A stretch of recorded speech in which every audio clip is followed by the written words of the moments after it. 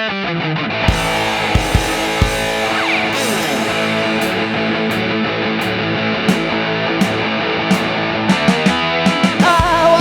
lumped up tonight. Listen to Rob Rossi and Rock a Mine on the only podcast that I'll hear that won't make me wanna rip off my ears. Oh, the Rock Show, the Rock Show, the Rock Show, the Rock Show, the Rock Show. The Rock Show, oh, I want the Rock Show.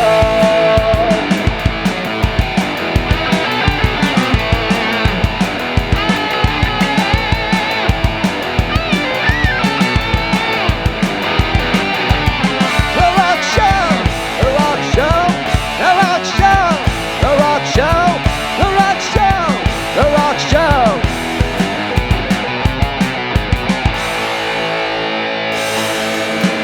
I want the Rock Show. Let's get lumped up. Hello, everybody. Welcome to the Rock Show. I'm Rocker Mike, and we got Rob Rossi today with us. Today we're doing a special on the late Loretta Lynn, little tribute show for her. She passed away on the 4th of October at 90 years old. She lived a long life and very influential person.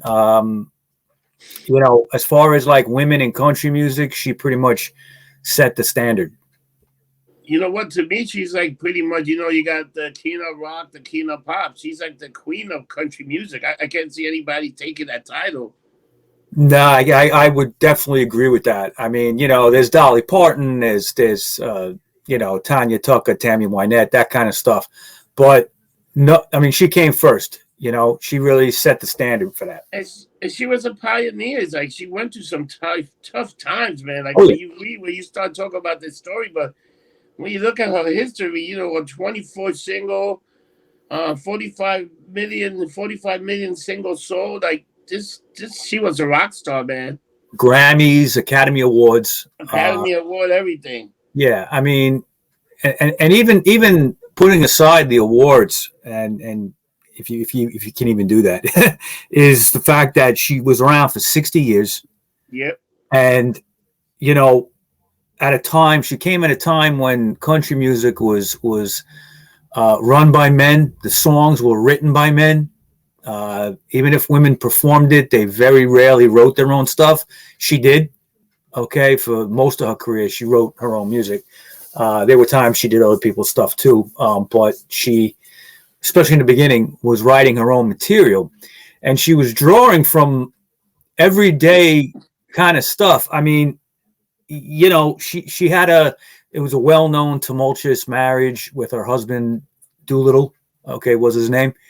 Yeah. And, you know, she sang about things that were close to her, husband's fooling around, or husband's coming home drunk. She had songs about getting pregnant again. Okay. You know, songs that women really didn't sing about in country music or really anywhere at the time. So I had that song, The Pill. You know. Yeah. The Pill was about birth control, and it was actually banned on some country stations at the time. And that was when she was already a superstar. So, you know, she had no problem walking into a little controversy once in a while, and she did what she wanted. She did it on her own terms. Anybody like that, I have deep respect for. She's up there with Johnny Cash, George Jones, Hank Williams, any of the great country people. As a woman, she's definitely up there, you know. So, you know, she got like the Nashville country songwriter Lifetime Achievement Award, because she was like there like forever, man. Like she definitely deserved that. Yeah, and she continued making music until the end of her life. I mean, pretty much right before COVID, I think she released, or around when COVID was happening in 2020, she released the last album, and she had a bit of a resurgence in the early 2000s thanks to Jack White. Okay, from the White Stripes, he produced the Van Lear Rose album, which was a big comeback for her. It brought her to like a new generation of people that weren't familiar with Yeah. with music, kind of like what happened to Johnny Cash, like in the 90s. Yeah, You know? but she was also the only reason she even really stopped touring. She had the stroke. That's it.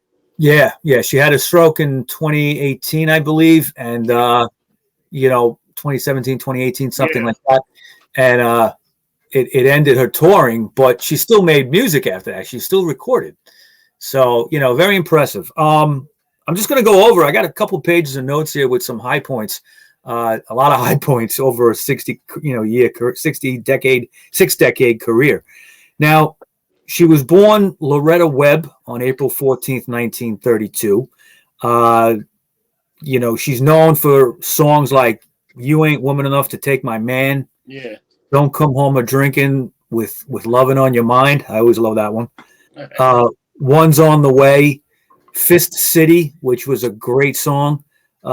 Just basically about threatening a girl that's going to try to mess around with her husband. You want to go to Fist City, And of course, "Coal Miner's Daughter," which is, everybody knows that one.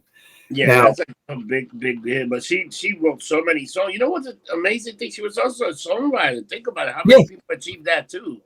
Yeah, no, and that's what I was saying in the beginning. Is very there weren't really women writing their own music in those days. No. Even in rock, okay, it was almost not happening pretty much at all.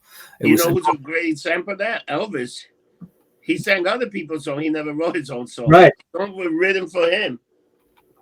Right. He didn't write anything, but again, he was a guy, so he had a little bit of advantage. But in those days, even Patsy Cline didn't really write her own stuff too much. Oh yeah. Okay?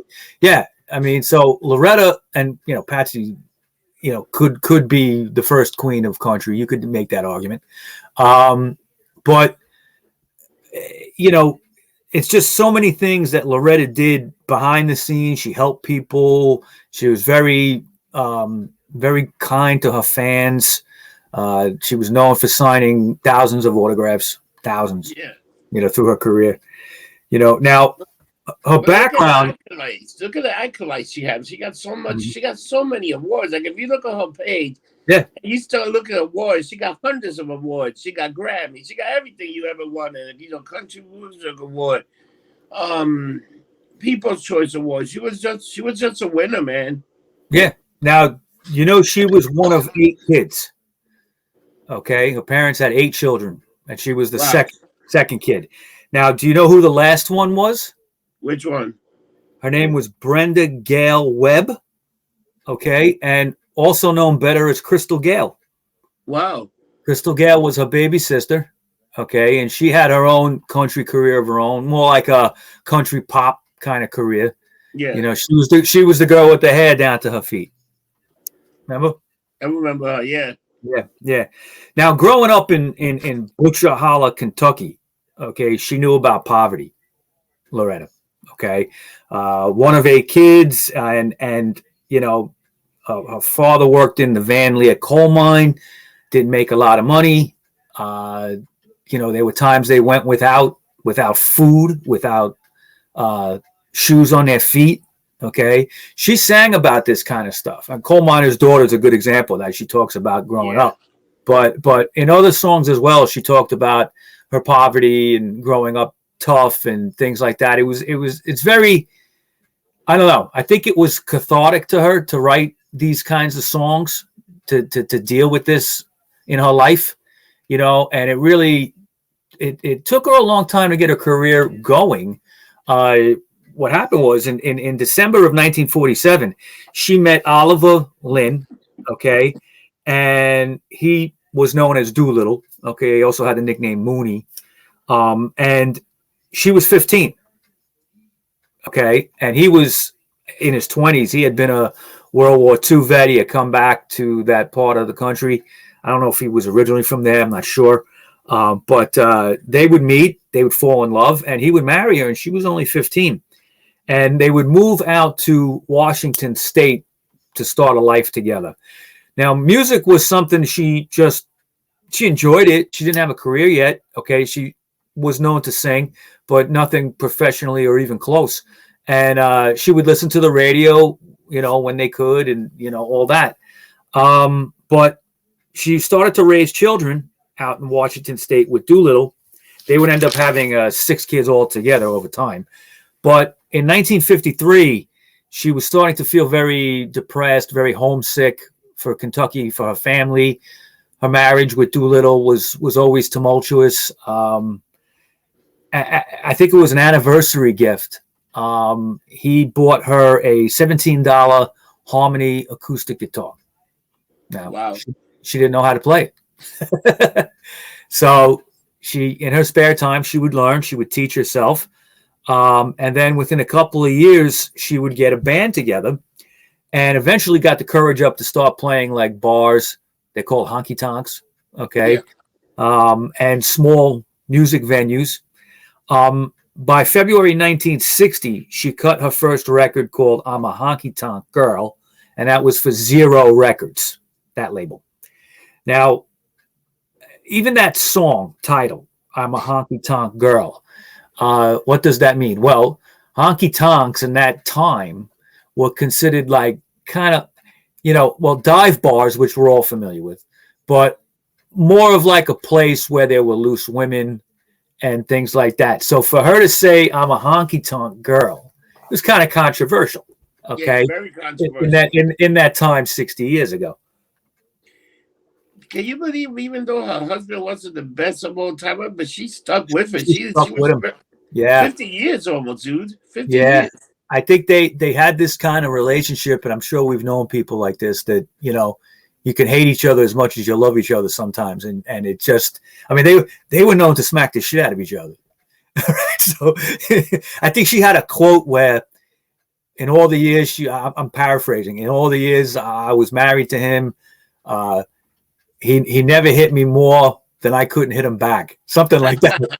And I read that. I was like, yeah, that sounds right.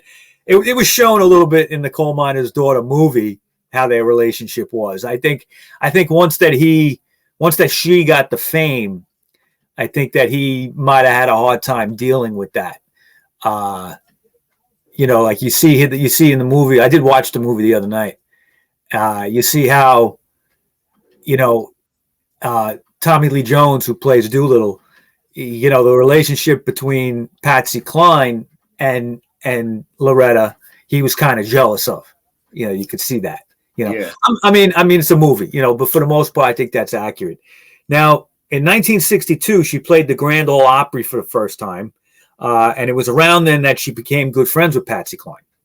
All right, Patsy Cline had been in a car accident and heard Loretta, I believe, on the Grand Ole Opry or somewhere. I think it might have been, it might have been in a record store that she was playing, like at some kind of signing, and heard her on the radio while she was in the hospital bed, and sent her husband over to her. I don't know if it was her husband or her manager over to get Loretta. She wanted to meet her, so that's how they met, and they became friends.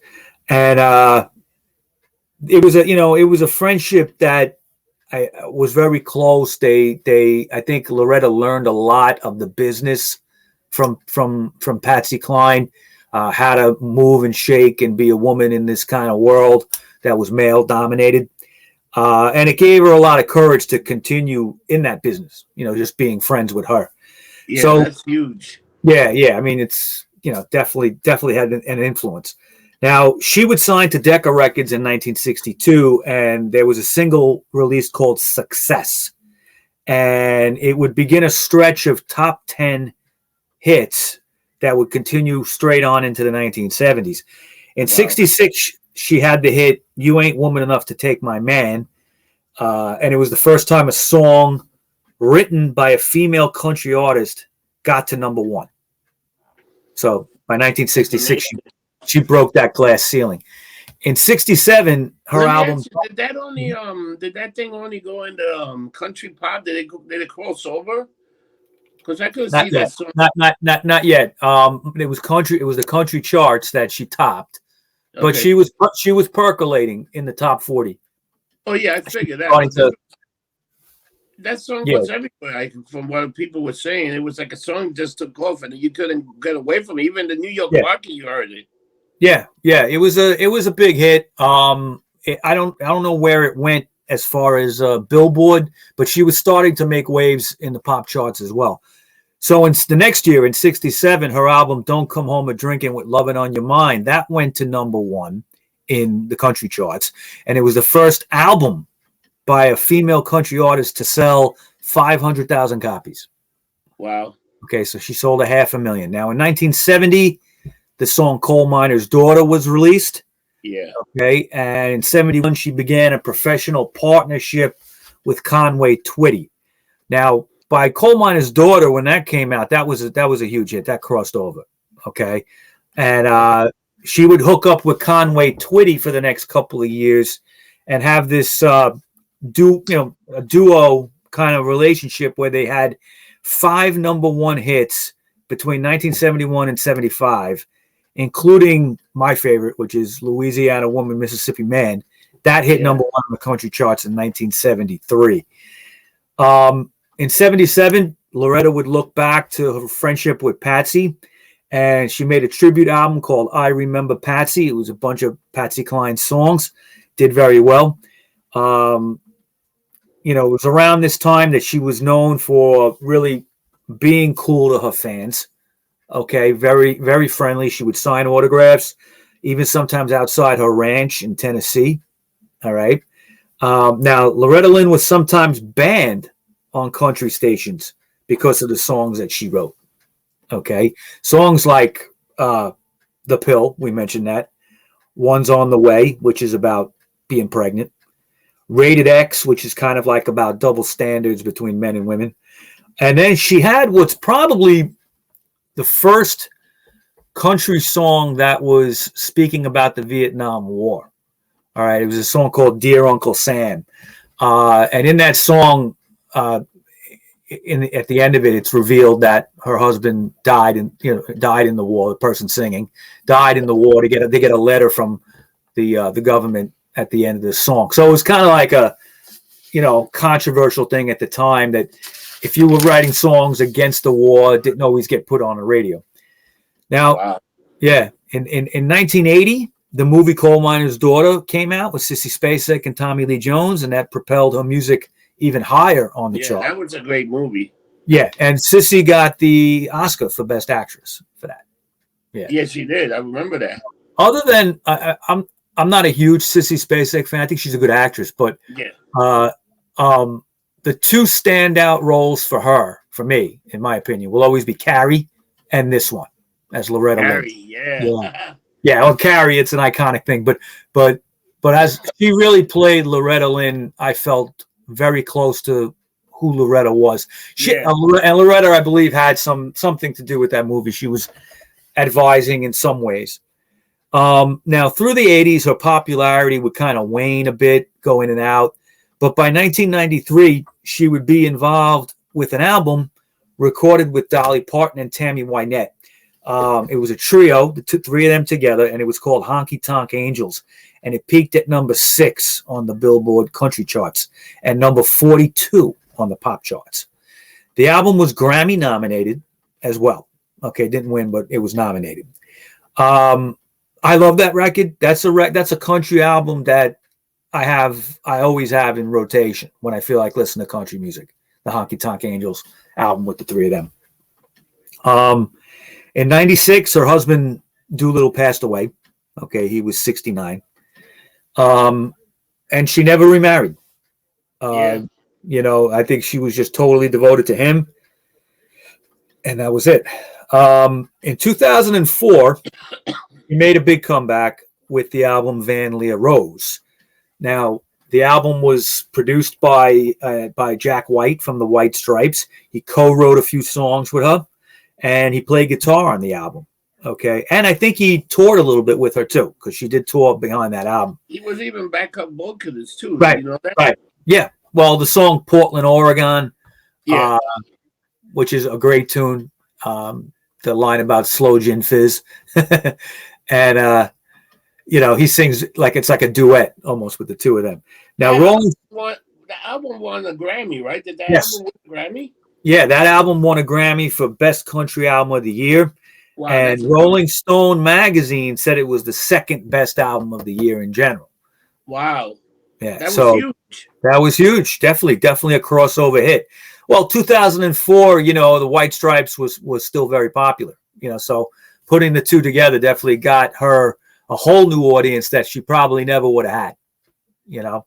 Now, in 2016, she released a new album called Full Circle.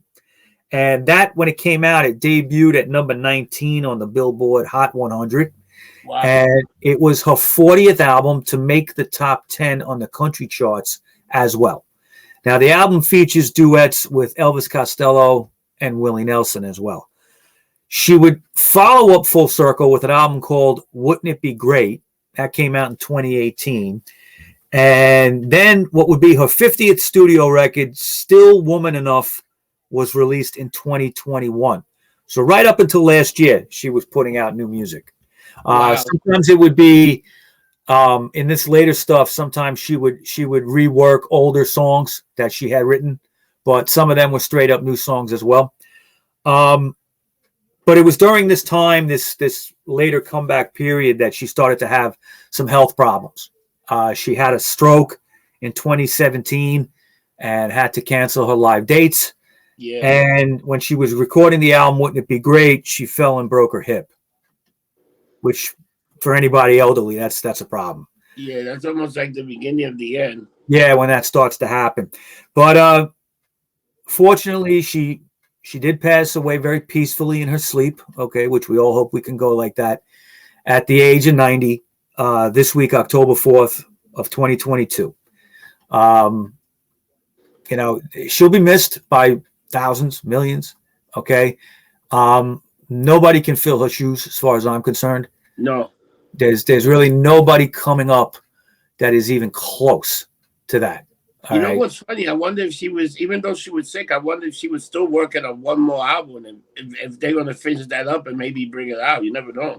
You never know. She might have had some material, even a few songs that might come out. That would be nice. I hope that's the case.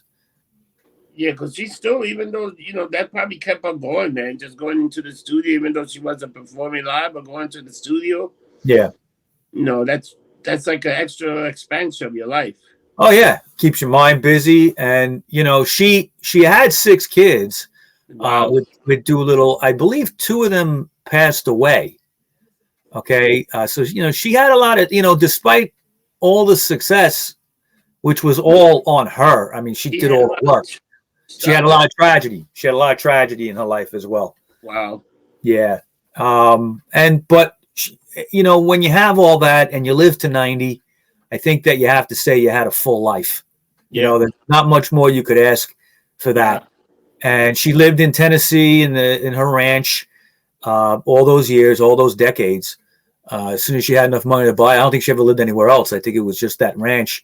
And everybody just knew her, and she was there. And fans in the early days sometimes would just knock on her door.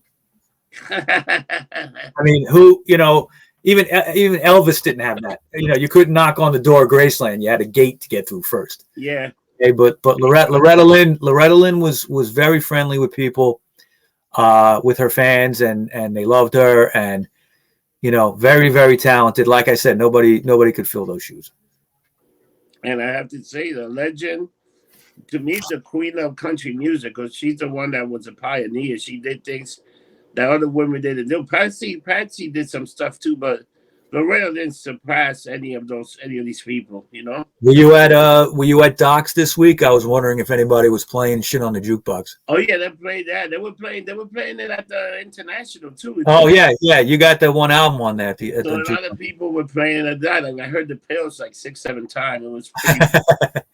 Rated X. I've played that in the bar. Yeah, so they were definitely playing it in Doc's. But I think they got Coal Mine and Gold and a few other songs. So yeah, so cool. People did remember, people did play her. So what, it's a pretty good tribute, especially with the kids. Some of the kids know her, which is amazing.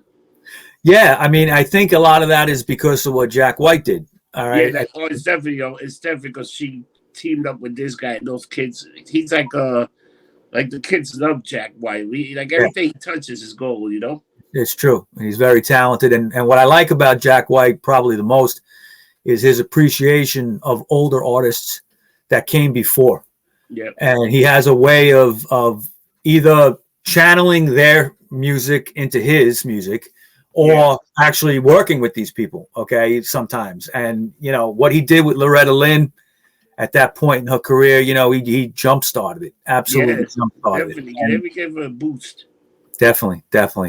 Oh, That's all I got today, Rob. not bad, Mike. Excellent job on the tribute show. We got a lot of stuff covered. We pretty much cover her 60 years of entertainment in 25 minutes. Maybe once maybe for the new season, maybe we'll do a show just on her. Yeah, I was thinking about that. We should do a full show on her, or maybe combine it with some other female artists of country, that kind of thing. Patsy, you know, and some other country music. Yeah, we could do a couple of shows on that. It's interesting. You know what? Women of country music we should do next year. Yeah, that's possible. You know? Yep. All right, Mike. So if somebody needs to get in touch with you, how do they find you? Okay, I'm all over social media. If you want me on Facebook, I'm under Rocco Mike. We have the Rock Show podcast group page, me and Rob. Check that out on Facebook. Also, I am on Instagram and Twitter as Rocker Mike 212, Rocker Mike 212. And then on Clout Hub, MeWe, Parler, Getter, Truth Social, I am Rocker Mike. So look for me out there on that. I'm every day you get a song of the day, song of the night, news, information, especially on the Facebook page, the Rock Show group page. A lot of stuff going on there every day. 1,500 strong. 1,500 strong. Yeah, we've done pretty good on that page. Yeah, a lot of people come in. We're getting like amount of 10 requests a day so far. Yeah, we've been having a big pickup lately. Yes, we just get. How about you, Rob? Where can we find you? In order to find me, it's pretty easy. Just look up Getting Lumped Up, and all my social media tags will come in, and you can drop me an email, Rob Rossi at Getting Lumped Up, and tell me if you got any ideas, any way that we can improve the show. And another thing, if you really like us, please hit the like button and subscribe to our YouTube channel. That really helps a lot. Yep. And the more traffic we get, the more exposure we get, the more stuff we can get out there to the fans and the people that we do the show for. And it's pretty much for love that we do this. So, guys, remember, don't get drunk. Get lumped up. And we'll see you next week. Take care, people.